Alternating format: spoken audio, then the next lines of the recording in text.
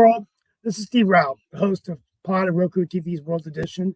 I'm here to open up the show as I am, usually for about 30 minutes, and set up the table for our wonderful roundtable. We greet you live on this show, World Edition, where we talk about global affairs, innovation, an increasingly turbulent world, economically, politically. And today I open up my monologue talking about the Hezbollah situation, get things getting tense on the Israeli border with Hezbollah claiming that there's been an attack.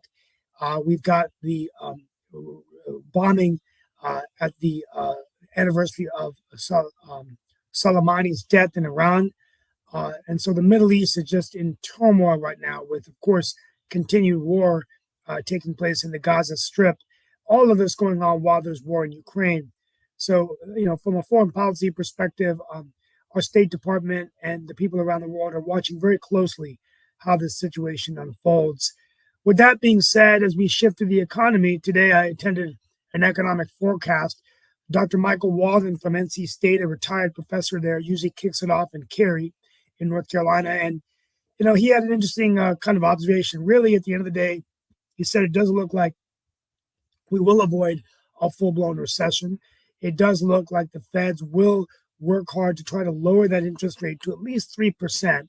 But the fact of the matter is that the COVID money that we've been saving will be gone soon, and that could, he reminded all of us, continue to mean high prices and an increasing amount of our wages and salaries going to pay for higher prices. Just because we say that inflation is lowering doesn't mean that prices are going down. I really appreciate Dr. Walden for mentioning that, because I think that's a big factor as we look at the economy.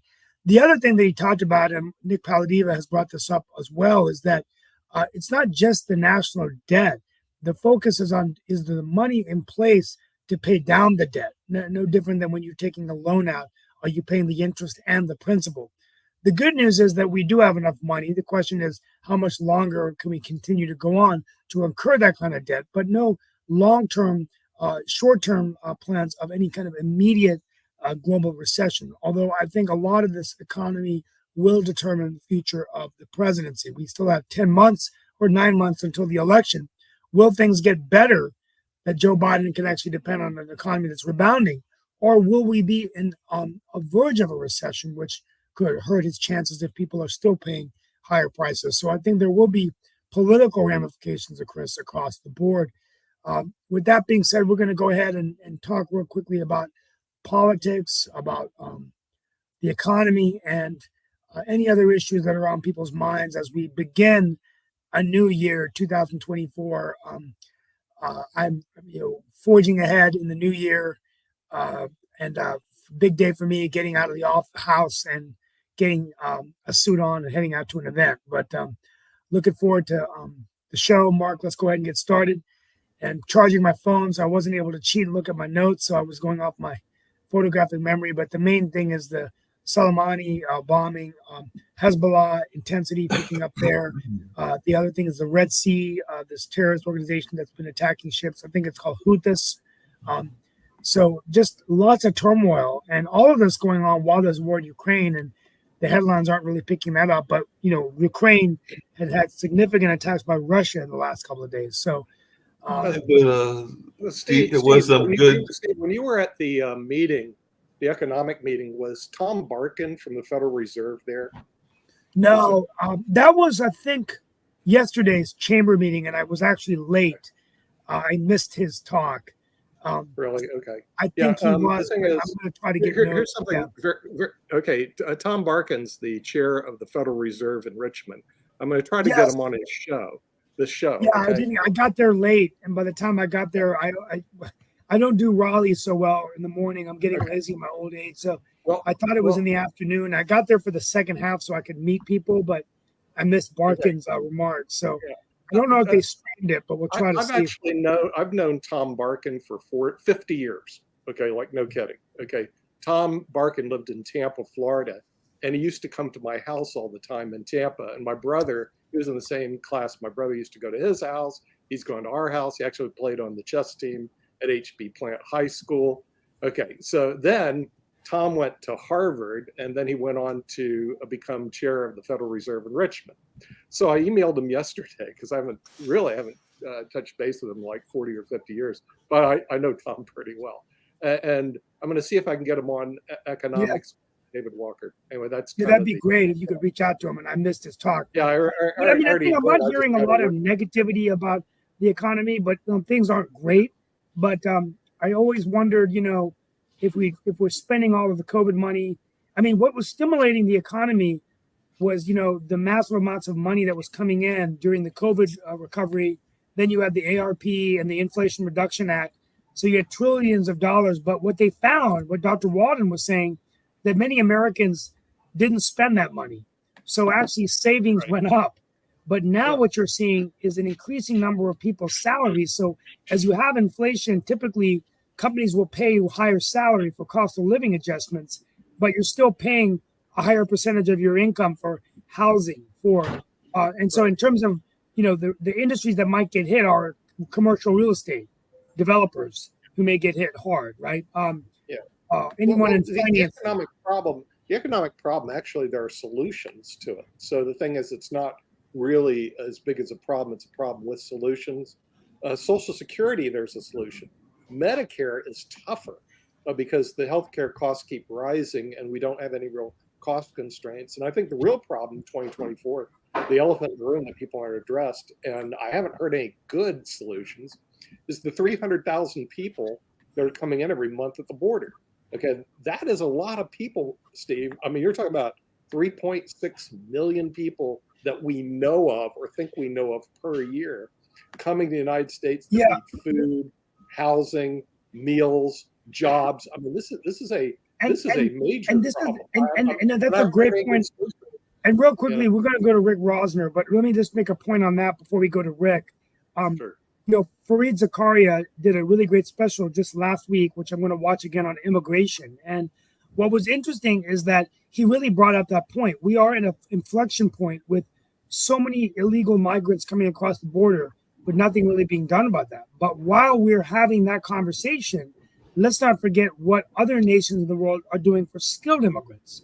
So, actually, a percentage of foreign-born immigrants that are working here in the U.S. is going down now, and Canada's picked up over 250,000 skilled immigrants just in the last couple of years through their law changes, right? And so, this is a problem because America, typically what's made America thrive is the best and brightest coming in, and now we're almost going back to the 1920s policy where we don't want any immigrants coming in, but. I'm going to go to Rick Rosner. Yeah, and CBS called them the flow. I listened to Tony DeCopa, or whatever his name is.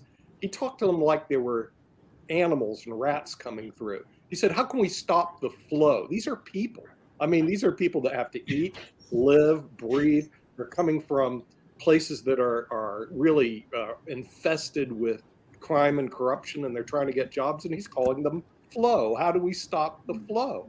I mean, part of that is Nick. Part of that is the messaging that goes on. And I was actually reading yesterday an article that talks about a book, and I'm hoping to reach out to them. That it was written by John Judas and Ray Texeira. It is a book that calls "Where Have All the Democrats Gone?" And apparently, it was written the latter part of last year and everything. But the book actually argues that the Democrats have two culprits that have cost them electoral successes, despite the ones that they did last time and everything. And they believe that these two things are crippling the Democrats' long-term potential. And I know that I am a Democrat. I know that Steve is a Democrat. But one is that they say that there is a pro-Wall Street, pro-Silicon Valley economic policies that were embraced by both Bill Clinton and Obama and other party elites for decades. And two is what they called the cultural radicalism of the modern progressive movement,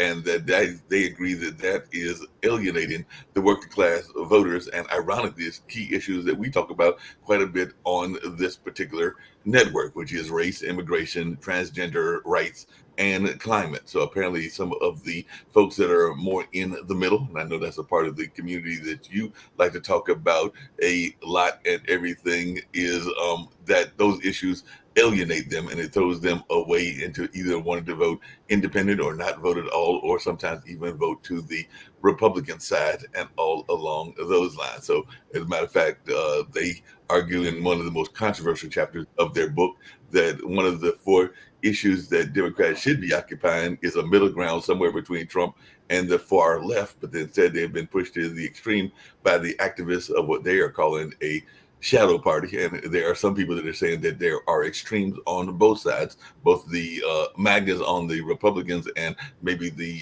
leftists, or some people, what some people perceive as leftists, on the Democratic side, and all along those lines. Even though, ironically, and this is what I was thinking about yesterday, I have some friends that are in the very socialistic kind of parties and everything along those lines, and they're not exactly the best friends of the Democrats either. So they feel that the Democrats have actually sold out quite a few of the quote unquote liberal policies. But I don't Rick know. Rosner, please.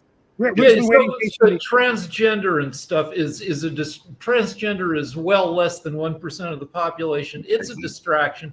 It's a Republican culture war talking point. The people who are worked up about transgender weren't going to vote for Democrats anyway. Now, a couple other things. The 300,000, I think, is immigrant encounters at the border. So not all the 300,000 get in, stay in. According to the New York Post, a conservative Rupert Murdoch publication, we've seen about 4 million net increase in undocumented immigrants, which is still a ton since Biden became president, but that's more like 120,000 a month, not 300,000, because some get turned back. Now, another thing, we were meeting with our financial advisor yesterday, and we told him how much we earn, and he goes, "Oh, well, that puts you in the 22% federal tax bracket." I'm like, "What?" Because that's crazy low. When Elvis was working, Elvis was in the 91% tax bracket for all the money he made over $1 million. That, now I think the top tax bracket is what, 38%? Taxes are crazy low, especially on people with, substantial incomes. Yeah. And Go ahead. well, it's just that, we can solve some of our problems by, reversing the massive Trump tax cut from a few years ago on people who make a ton of money. Flow that money into paying the national debt. But, Sasha is here, and a big thing in the news was they killed the number 2 person from Hamas, and they killed him in Lebanon. Yeah. And I thought the Palestinians would be clapping and applauding that because he was responsible for 20,000 deaths in Gaza, if you think about it. Because if you think what this guy did, and instead they're saying, "Oh, we're going to get revenge." Now, wait a minute. This is the guy that ordered the attack of Hamas to rape, kill, maim, etc., people in Israel, getting a response by Israel of killing 20,000 people in Gaza. So he's responsible for killing over 21,000 people, including Palestinians. And rather than have the Palestinians applaud this guy's death, they say it was bad. Why was this bad? What were the Palestinians thinking? Yes, panel. Yeah, Jacoby, since you're progressive, to talk to me. It's not about being progressive. It's honestly about seeing the landscape and what's going on. Yes, taking out of Hamas is a great thing. And what ended up happening on October 7th? Yes, Israel has a right to defend, but they also chose how to respond. So we've got to be able to be honest about the situation. Hamas is at fault for what happened on October 7th. Hamas is at fault for starting the war. Hamas is a terrorist organization. Again, the fact that we have to continue to say this is part of the issue of us trying to solve this. Because right now, Hamas didn't bomb the north of Gaza. That was Israel in response to Hamas. So we have to be honest about that. The reason that they're calling for a ceasefire is for negotiation so people can get the hostages away from Hamas. So we have to be honest about that. So when we point out these things, and the reason why people are the reason why I'm sure there are people that were happy about what happened to the leader of Hamas and that wanted this to happen. But also then you take into the landscape of everything going on. Where did that killing happen? It happened outside of the country. It happened in a different country. So now you're starting a regional war by attacking somebody else in a different country. Yes, Hamas leaders need to be held accountable. Again, I don't know how many times I have to say this, so I won't be seen as, oh, I'm a sympathizer. No, I'm not a sympathizer to Hamas. Hamas is a terrorist organization. The problem is the attack happened on a different country. So now, and then take into account right now what happened in Iran when the two bombs went off, which they're pointing towards ISIS, which they're saying that it has the Houthis behind it, or a sect of ISIS behind it. But still, the complaint comes by because now you have what lives in our world today, conspiracies and other theories where it seems suspicious that it happened during this time. So now Iran is blaming where? Israel. So now you're having Hezbollah and you're having all these other entities that are already against Israel because of Israel's reaction to what happened on October 7th. Instead of its surgical attacks, utilizing a large-scale war-style attack against 2 million people. And then on top of that, you have other individuals that are talking about championing the displacement of the Palestinian people, which is already a reason why people were against what Israel was doing in their response. Not the fact that they responded because they deserve to respond. They need to defend themselves and they have the right to live. It was just how they went about it. So it's a complex situation, and to kind of black and white it and it's just this is we have to really honestly look at it. If we're look at it in a complex way, if we want a solution to a complex issue. And I think Rick had his hand up next. Yeah, all right. So, I mean, this is why you're going to need a neutral occupation after the end of the war. It's if you don't have that, it's like Germany after World War II. If you'd left the Nazis still in charge, you'd still have a ton of Nazis. But no, the Allies occupied Germany for 4 years and made Nazism illegal. And 60% of Gazan families have had a family member injured or killed. 85% have been displaced.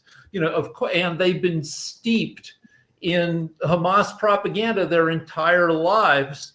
So, I mean, there's a lot of reason for you're going to need. All right, I'm repeating myself. That you're going to once the war is over, you're going to have to make Hamas illegal and put in Sasha. Sasha Starr, please. The greatest misconception is that most people who have no idea, most of the listeners, whoever is listening to our network, they have no idea what's going on there. They're listening a little bit of here, a little bit of there. They read something, they watch television, but they have no clue what's happening. People are comparing at large mostly that, okay, so there are two enemies. One is Israel, another one is Hamas, whatever it is. And so one side is fighting with another side. It's a misconception and nothing to do with the reality. First of all, Hamas is definitely a representation of Palestinians who, by the way, they were cheering and they were spitting on corpses of Israeli hostages. There was a story well documented and videos everywhere. A young woman was raped and killed and brought, her corpse already was brought to Gaza, and the Palestinians were cheering and spitting on her body and dancing, and there were hundreds of people all.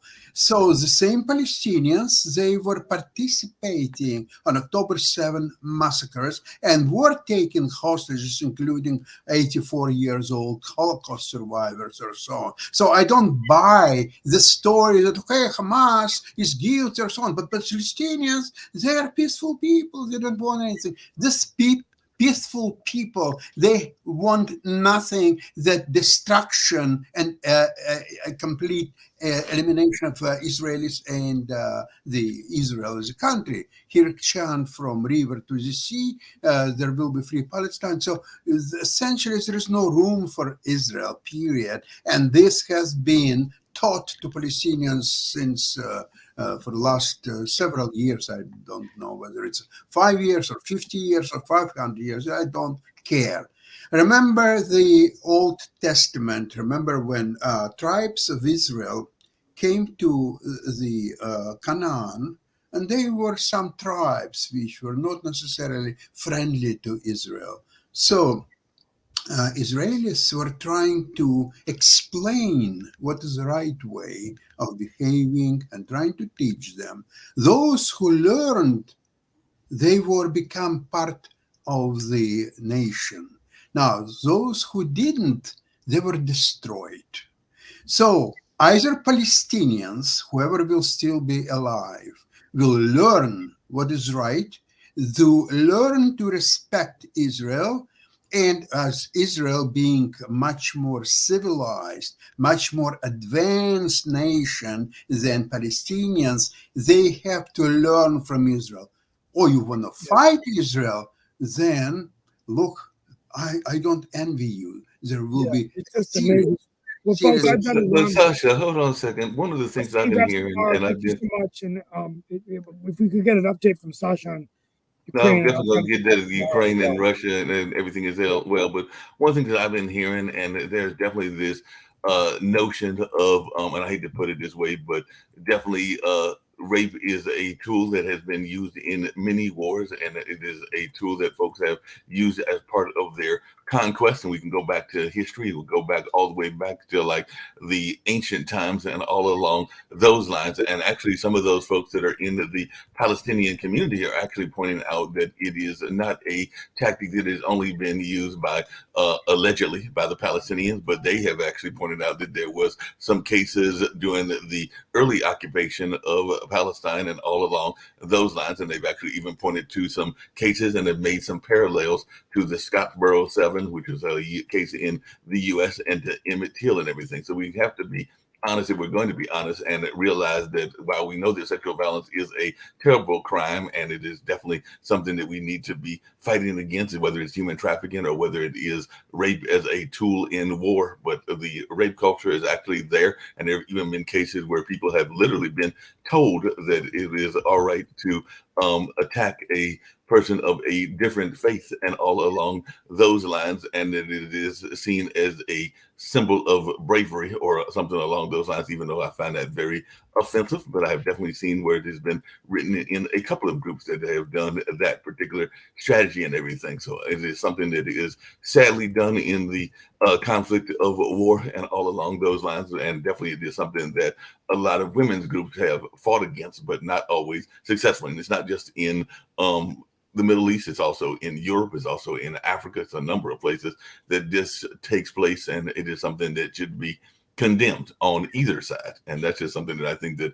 we have to look at, because there have been articles that I have read, and yes, I do read from all kinds of sides, both the left and the right and everything, that have pointed out this kind of notion. There have even been some places where there have been undocumented claims of rape camps in places like Yugoslavia and Libya and everything. So definitely it is unfortunately something that is shamefully used in the war efforts. And there have been both sides that have made these accusations. As a matter of fact, 20 years ago, there was a rabbi that apparently made the statement that it was permissible for soldiers to satisfy the evil inclination by lying with attractive Gentile women against their will out of consideration for the difficulties faced by the soldiers and for overall success. And ironically, that particular rabbi, I think, is still in office as one of the members of the Israeli military and all along those lines. So definitely there are cases like that that are going on that folks are also Well, wondering about as well.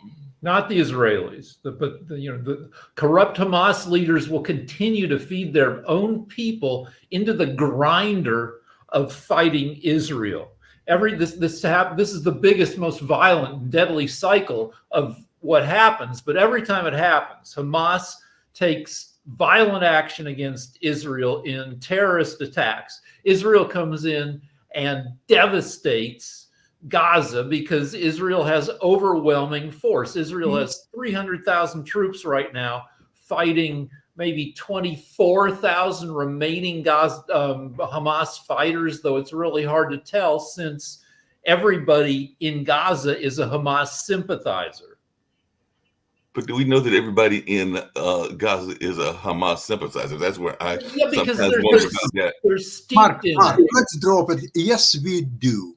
All Palestinians are Hamas sympathizers, and given a chance to have weapons available to them, they would all fight Israel. However, there is one thing that a lot of people, I read commentaries where Hamas was compared to Nazis, to German Nazis of 1940-45. Now, I'd like to mention that there's a great difference, though. The Germans, while murdering and torturing the Jews, they were hiding that. They were very discreet about it. They didn't want anybody to know about that. However, the Hamas, the Palestinians, they choose to publicize the fact how many Jews were murdered and the girls raped and children mutilated and so on. They were taking pictures and put them in internet and bragging about that. Look at how many Jews I killed today. Look at how many girls I murdered and tortured and raped and so on. This is a great difference. This is why But Sasha, two things. One, there was social media. Sasha, hold on a second. Two things. One, there was there wasn't as much social media in the time of the Nazis and everything. It doesn't matter. There have been a lot of people that have said there that was those no organizations are there actually was no social fabricated. media, So, but do they you were have concrete hiding proof? that. Do you have concrete proof that they weren't fabricated? They were hiding even from Sasha, Jews. When they were taking Sasha, Jews to Sasha, it's gas been cameras, pointed out. they were hold on. This is where They were taking Jews to gas camera, so they were telling them that they are going to put them in another barracks and they are going to introduce them to another a place to work or so on. They were not telling them that we are going to take you to the gas camera and will kill you there. No, they were trying to hide that. And a lot of people, a lot of Germans, they were drinking heavy alcohol in the evening, so try to kind of Mitigate the horror of what they were doing. Yeah. Now the Hamas and Palestinians, they're criticizing, and they were telling Jews they're going to torture you, and they were telling the girls and the children in captivity they were raping their mothers in their presence. This is what type of civilization you have with Hamas and Palestinians. And there Sasha, let me interject real quick. Can I interject real quick, Sasha? Sure, go ahead. Sasha, just to point out, one, Hamas and the Palestinian people are different. Disagree. They are not. Disagree. Fully. Sasha, do you want me to finish? Hamas are the same I let you finish. with weapons in their hands. Sasha, I let you finish. Sasha, I let you finish. Please Finish. allow me the same. Yeah. So, Okay. Hamas and the Palestinian people and the people of Gaza are different people. It's not true. Hamas, It's not it's true a at fact. all. It's a fact. No. Now, No, please it is let me not a finish. fact. I allowed you to finish, This is not a Sasha. fact. I allowed you to Sasha. finish. But you see, you're Sasha, I misleading allowed you the to audience. finish. You Sasha, are I allowed misleading you the to audience, finish. okay? Sasha, I allowed you to finish. Please allow me the finish same. whatever. So, again, we all agree that Hamas is a terrorist organization. We all agree on that. So, starting from that point and that base, let's discuss the Palestinian people are different. The Palestinian people actually tried to vote out Hamas before the attacks even happened. So, therefore, they were unhappy. It's a fact. Sasha, please let me finish. So it is a fact that they were unhappy with their government. Also, 50% of the Palestinian people never even voted for the current government. Why? Because why? Because they haven't had an election since Hamas came into power. So how's the other 25 50% Sasha, I'm answering your question, No, and you won't you're listen. not. You won't You listen. Listen to yourself. Sasha, You again, said that factual 50% speak here. Sasha, Facts. Sasha. What the price? The Sasha, other, either you're gonna listen or you just are we gonna go back and forth with this tete-a-tete? where And is the you're not gonna logic in listen? what you're Are we saying? gonna go back and forth in this tete-a-tete and we're not gonna listen? We're just gonna go back like this. This is what we want to do right now. There is no logic in This what is what we want to do right now. We're gonna go back Listen, like my this. This, friend, we just this said is how we. Let's- This is hey, how hold we on a talk. second, Sasha. Sasha, are you gonna let me Sasha. finish or are we gonna go? Are we gonna Sasha. go like this? Thank you. Let him make his point. Again, the half of the population hasn't had an opportunity to vote. Half of the population wasn't alive when the vote actually took place. Hamas actually, after the vote happened, which they didn't win in a landslide, they actually barely won, then also took out their opposition. So then they haven't had a vote since. So 50% of the population is already under a government that does not represent them. They did not vote for it. It is a fact, yes. Hamas did try and instill or has instilled some actual education where it does demonize the Israeli people and the Jewish people. However, in that time span, the wars that have taken place, including Netanyahu trying to control Hamas by giving Hamas cash, which also has been documented. It's not conspiracy or anything. Netanyahu tried to pay off Hamas and tried to keep them under wraps. Also, in Netanyahu's own government, he has some extremists who actually don't want the two-state solution and actually have fought against that. So therefore, it makes it tougher to have peace if you continue to push an occupation, yet not push a two-state solution, which gives the Palestinian people. So therefore, Netanyahu playing into this already demonization of that Hamas is putting out there, making its people, as you both have tried to point out, oh, they're Hamas sympathizers.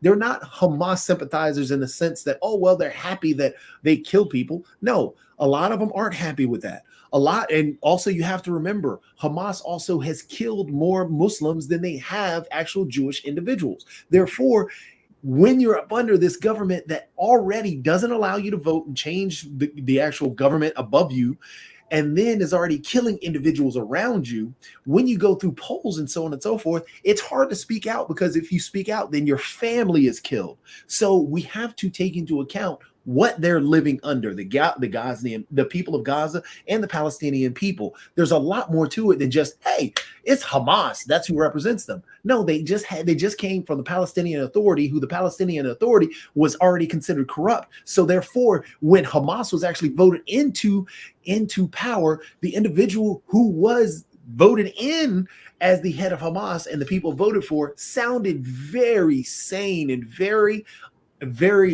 sensible at the time, and that wasn't what happened when they got that dude. That dude then changed, and everything then went downhill, and now we've had 5 wars in 20 plus years, and this being the last one.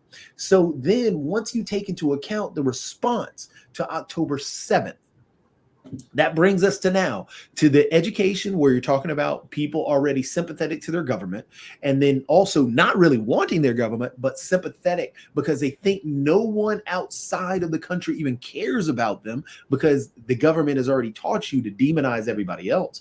Now you have the response to where it feeds into that propaganda, which you're already complaining about, and no humanitarian aid is coming through because those same individuals that are bombing you won't allow the same humanitarian aid to come through. So therefore, now you have this whole downfall of, okay, these people who this group over here, the devil who I'm with, is telling me that the devil I'm not with is trying to kill me, and that devil I'm not with is literally trying to kill me, has killed my sister, has killed my brother, has killed my father. All I see are these dead bodies around me, and I can't even go back to my house.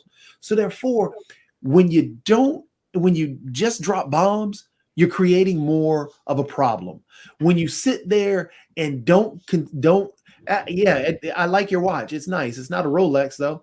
So when you don't Faster, a actually little bit add faster. in that humanitarian aid and actually think of a diplomatic way to actually respond in terms of, yes, you have to defend yourself, but you're also steadily killing 20,000 plus now. And that's all the people of Gaza and the Palestinian people are now starting to see, is that you're not trying to help us. You're just trying to kill us and displace us, because now you're playing into that propaganda. What does that create? That creates more problems. So we'll go to Rick next because we've dominated the time, Sasha. Right. In the novel 1984, the leaders of all the countries stay in power by being in a state of perpetual war. And that's corrupt. Since Gaza was formed in 1948, they've never had competent, non-corrupt government. And then I don't know how long Netanyahu's been in power, but it's been more than a decade. He's got a very belligerent, militaristic style of governance. And and he's in political trouble, and so he'll continue the war as long as he can, and then he'll probably lose power, and we can hope for an end to the war in a few months, because there just isn't that much of Gaza to take over, and Israel already owns 2/3 of northern Gaza and probably 1/3 of southern Gaza, and it's just a teeny little place. And then if maybe Netanyahu gets kicked out, maybe there can be like some rebuilding, some more liberal government in Israel that isn't always crushing the crap out of the Palestinians. Hey, Rick, there's a famous phrase, and actually Sasha alluded to it earlier and everything, but actually it's my understanding that the Likud party, which Netanyahu is part of and everything, uses a similar slogan, because they have, as part of their charter, between the sea and the Jordan, there will only be Israeli sovereignty, and all along those lines. So that sounds very much like... I mean, then you get into what happens on the West Bank, which is the eastern side of Israel, where MAGA-like settlers Israeli settlers are driving the Palestinians out of the West Bank. And there was a quote last year that was made and everything, and it was actually got somebody in trouble. I'm going to recite the quote and everything, but if you hear it, it's actually a calling for peace between Israel and Palestine. But it actually got the person in London in trouble. What you had for a long time. McDonald says, he said, we won't rest until we have justice, until all people, Israelis and Palestinians, between the river and the sea, can live in peaceful liberty. What you've had for a long time is neither the Israeli leadership nor the Palestinian leadership really wants peace. Just to actually add in, because Adam is asking for a solution. He doesn't believe that we have an idea towards a solution. And yeah, honestly, Adam, I could easily answer that. I would love to answer that. I would love for the panel and all of us to think of solutions, because we all know, we all have ideas of the problem, and it'd be fun to answer Adam's question. So I'll take a stab at it first. And people think that it is like a Shangri-La, or kind of like a fantasy and everything, because of the history and everything along those lines. And maybe it is, but I'm also a fan of Imagine and some other kind of songs that are very fanciful and all along those lines. But I actually still think that it is possible. I've seen it in countries that were divided in Africa, and countries that were divided in Asia that did not like each other, that they can actually create two countries that can coincide with each other and all along those lines. So I am not one of those people that believes that the two-state solution is impossible and all along those lines. That's just me personally, and there may be others that disagree and think that it is something that can never happen in this day and time or ever in our society. But I actually am one of those people that think that if efforts are made, and if you have peacekeeping efforts, and if there are ways to maintain it, that it is possible for there to be a Palestinian nation and the country of Israel, and that they can peacefully coexist. Like I said, there may be some that think that is next to impossible and will never happen, but I choose not to believe that. Okay, well, the thing So is that, I that's wanted like for go ahead, Ghazi. Nick. I mean, let's get real. Earlier, when this happened, October 7th, I made a statement, and you can go back and look at the recording, that Israel's going to invade. They're going to level Gaza. Okay, and guess what happened? Israel invaded and leveled Gaza. I'm going to make another statement rather than listen to all this garbage that comes out of the panel. What's going to happen is Israel's going to occupy Gaza at least for the next decade. Watch. So it doesn't matter what you guys say here on the panel.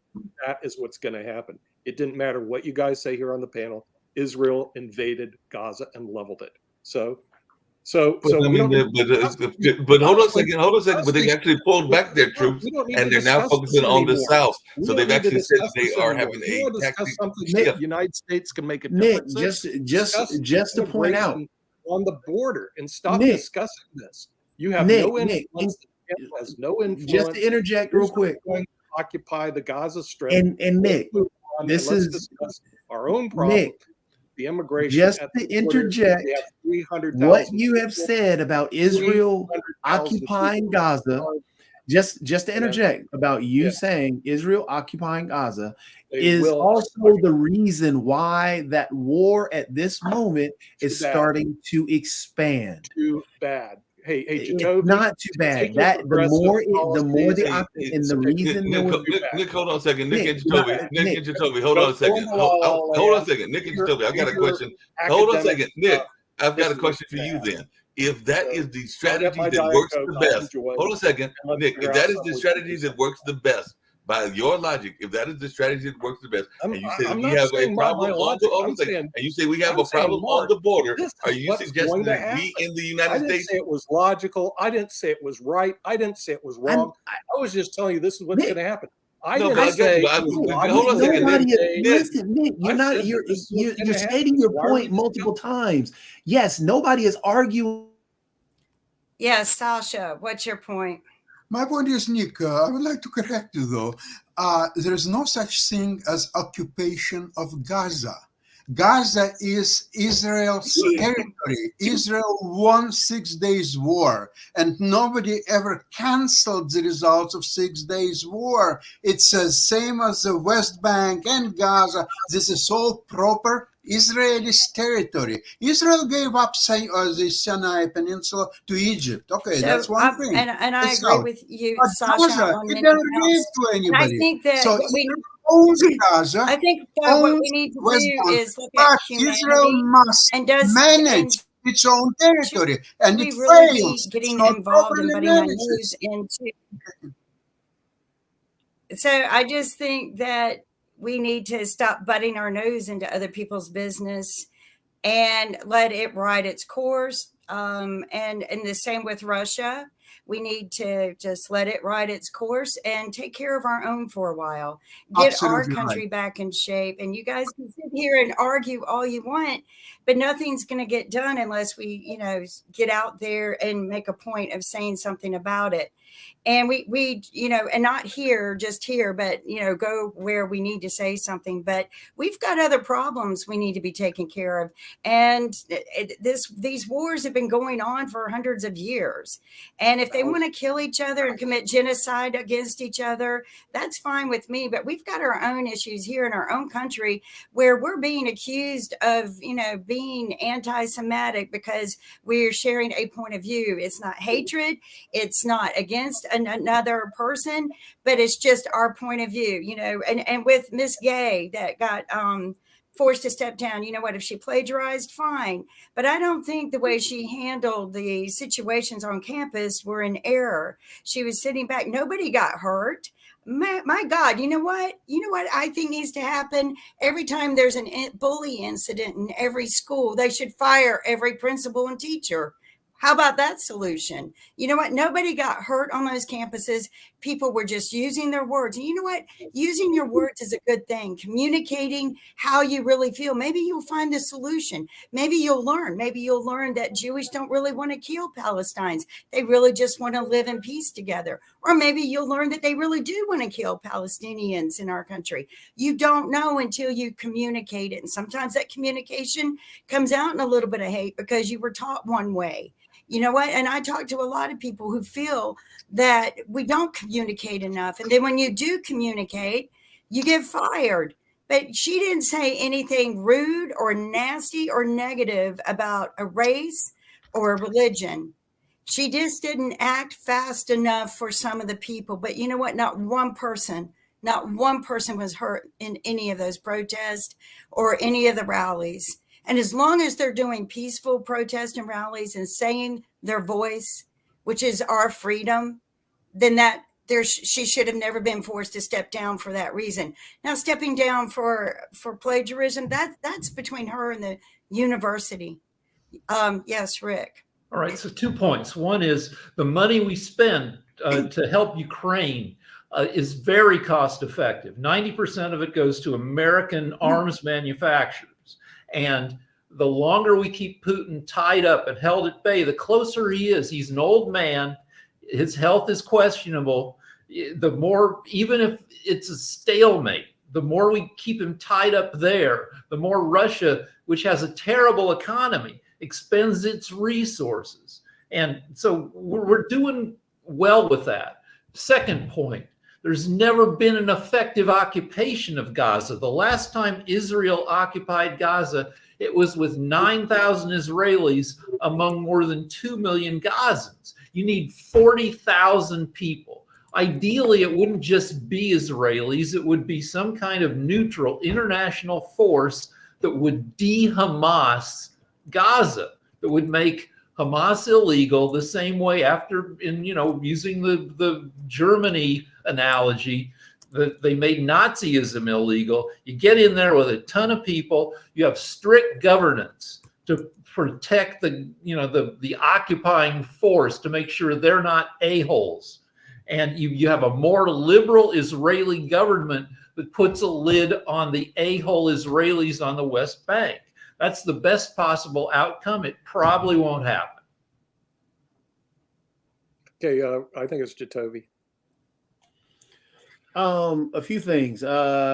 Yes, Gay should not have been fired. She got pushed out. There were a lot of issues, more so with the plagiarism because of the context around that, more so than the actual response to the panel at Congress.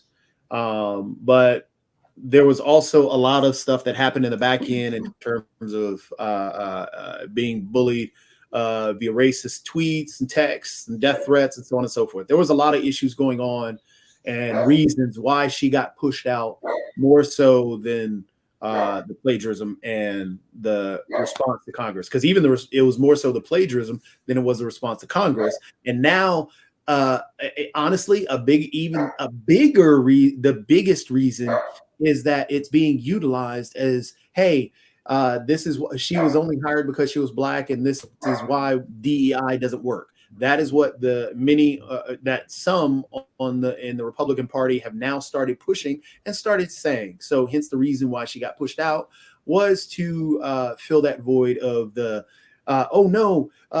this is a perfect scapegoat for DEI. And so there were a lot of other issues in the background that we have to be honest about, instead of just glossing over them and just saying, well, it was because only these two. No, it's being held up as why she was pushed out is because DEI doesn't work.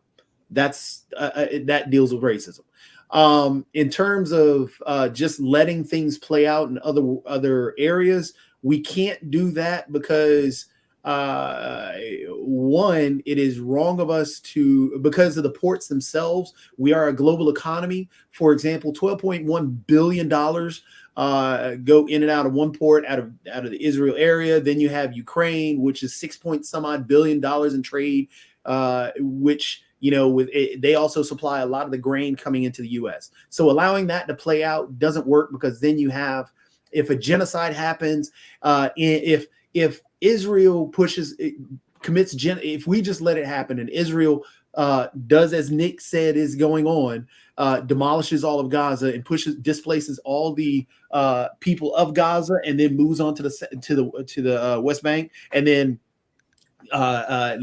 kills all those individuals, and then pushes all those individuals out, As you can see, Adam in the chat talking about DEI is trash. That post, that his issue with DEI deals with racism and all the other stuff. So Adam isn't even listening to that. But getting back to the Israel and Ukraine, if you let this play out and the two smaller countries get pushed away, and we won't have trade with those areas, because then you're going to have a regional war breakout, because those Arab nations are already going to respond to what Israel has done if they do displace everybody. So to get back to the point of what is a good solution and what we have to focus on in terms of fixing that situation, is a two-state solution is not out of question. Then we got to get corporations involved in actually building up that area through corporations and through businesses that can actually increase the economy, not only in the West Bank and Gaza, but also Israel, because, and we also have to do like Rick said, in terms of pointing out that we need a non-partisan or a government to basically a transitional government that is not an occupation, because Israel cannot occupy Palestine, because that is part of the issue. And the reason the war is breaking out constantly in the first place is because there has been a war between those two countries over that land in the first place. And right now with Israel and there's a problem with the Palestinian people complaining, and the people of Gaza and the West Bank, is that Israel is this occupation. It is all documented. Nothing that I'm seeing is not factual. But in terms of, yes, there has to be a transitional government where it has to be nonpartisan. It cannot be a part of Israel, and it has to be something that the Arab nations are able to agree on. Egypt and Qatar would be great to get involved, to go ahead and help build that transitional government. Then yes, as Rick talked about, you have to get rid of the demonization of the Israelis and the Jewish individuals. And then later in the years, and hopefully Palestine, the Palestinian people and the people of West Bank can create their own nation. But also corporations have to be involved, because the more money's there, the less a war is going to break out, because these corporations are actually going to be protected. Money speaks. Money is power. No matter how we want to, avoid the situation, if money is there, a lot of these wars don't break out. There's a solution, Adam. There's a ton of money available to rebuild Gaza. All the other countries in the Mideast are happy to kick in some money to keep the problems of Gaza in Gaza. You just need, as Jacoby says, neutral governance. Now, Gay isn't the first president of Harvard to get kicked out for BS reasons. 30 years ago, Larry Summers, a white guy, was kicked out for saying that the bell curve of talent among women is narrower than the bell curve for guys. That is, Larry Summers said that there are more male geniuses and more male morons than there are female geniuses and morons. And people went crazy about that and kicked him out. It's a dumb thing to have said. Did he deserve to lose his job? I don't know. It's first was found by Johns Hopkins University, and I've used that in an article why men are better chess players than women.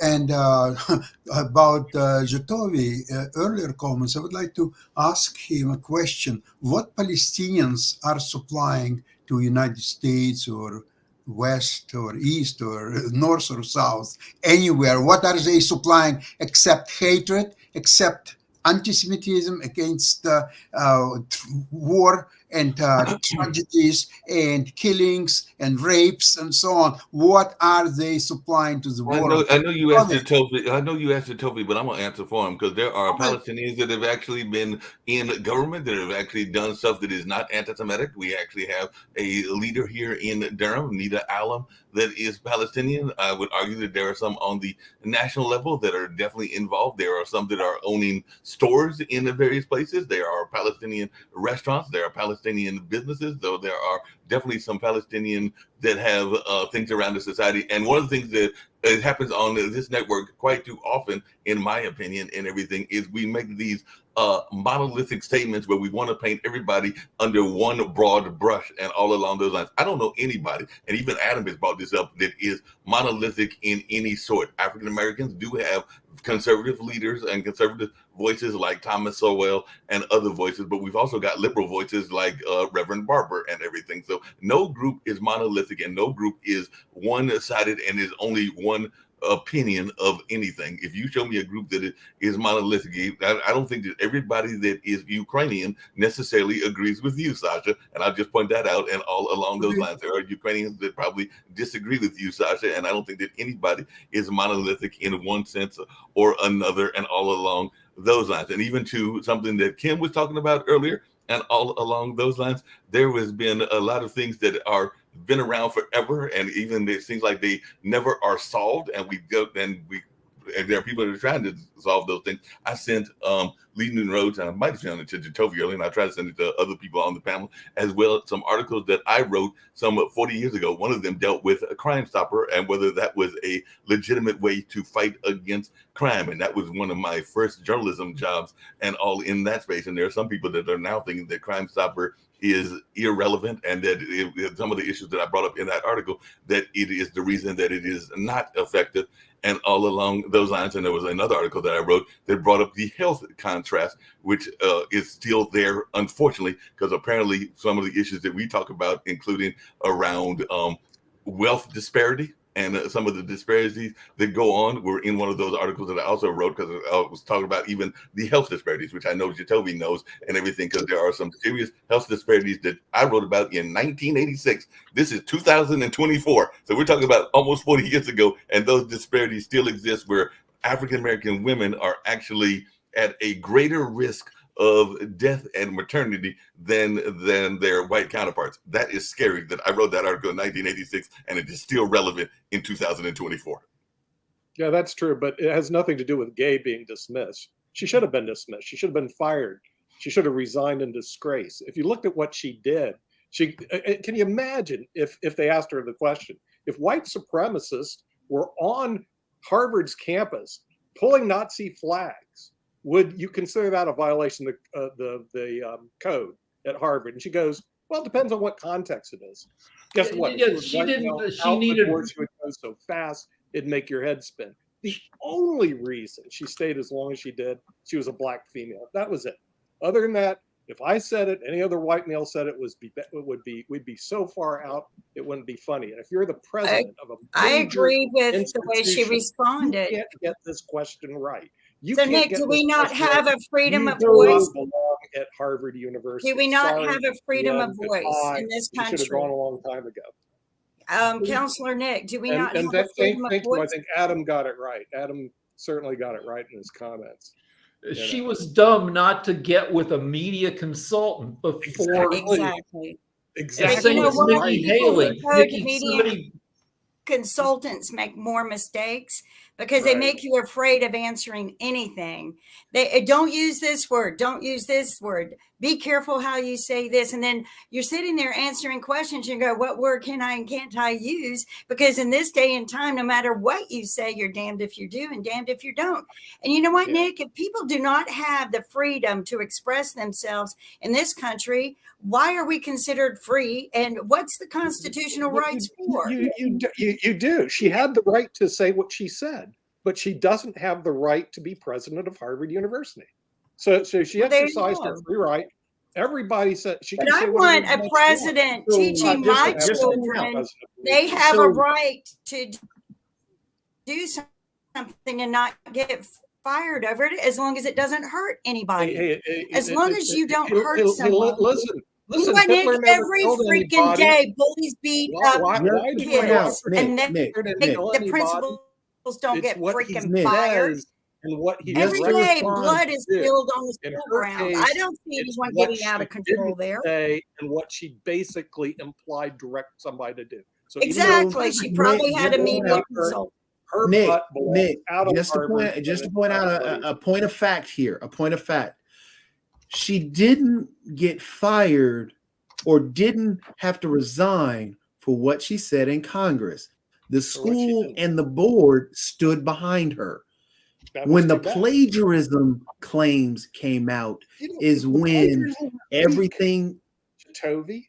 Nick, Well, plagiarism again, is weak. factually speaking, when Yeah, they that went to was Congress and what was said, and then when the other two ladies resigned and she did not, the school stood behind her, the school and the yeah. Well, board.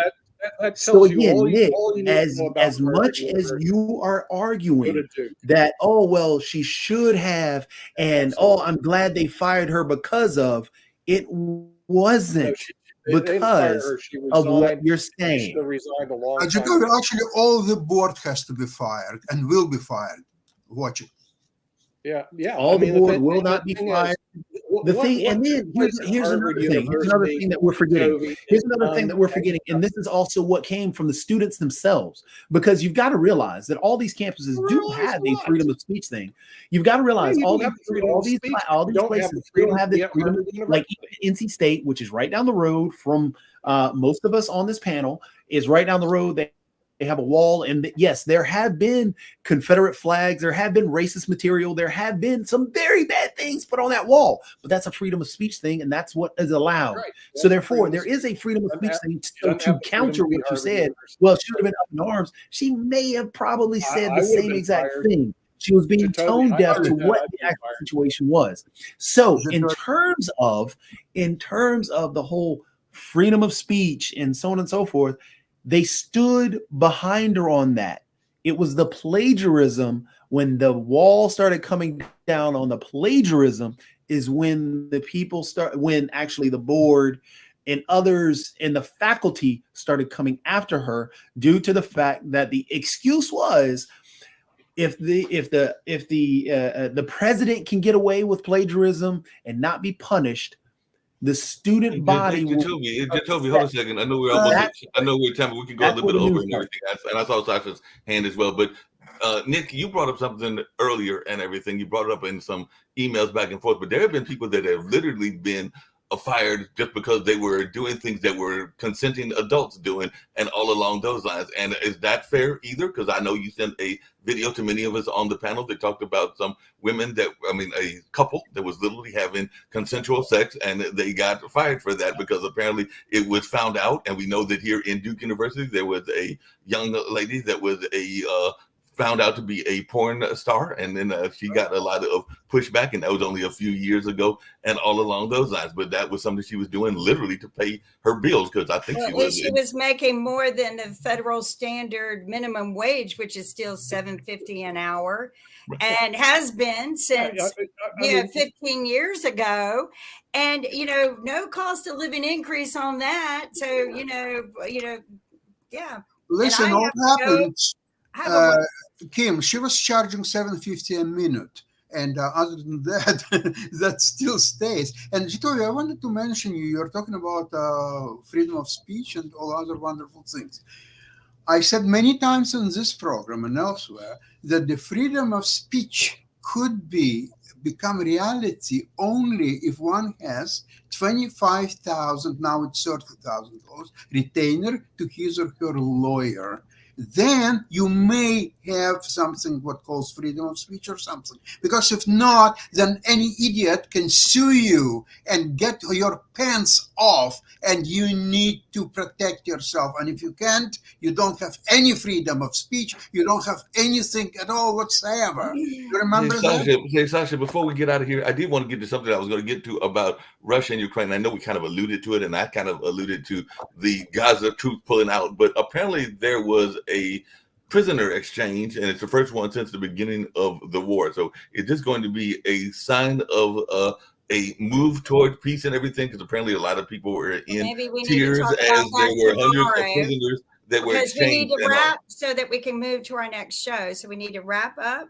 Thank you very much for watching us, and we'll have that conversation tomorrow.